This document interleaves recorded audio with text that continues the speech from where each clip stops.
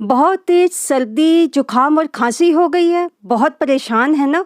तो मैं आपके लिए लाई हूँ एक बहुत ही अच्छा घरेलू नुस्खा।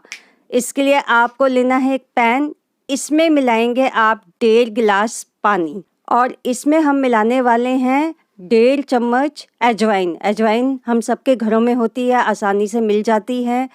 और अब हम इससे कुछ देर गैस पे रखेंगे उबलने के लिए, मंदी गैस पे रखेंगे। और देखिए इसका पानी का रंग चेंज हो गया है ना। अब हम यह भाप लेंगे और इसके क्या क्या फ़ायदे हैं ये सब मैंने ऊपर लिखा हुआ है और आपको बहुत जल्दी आराम महसूस होगा। धन्यवाद।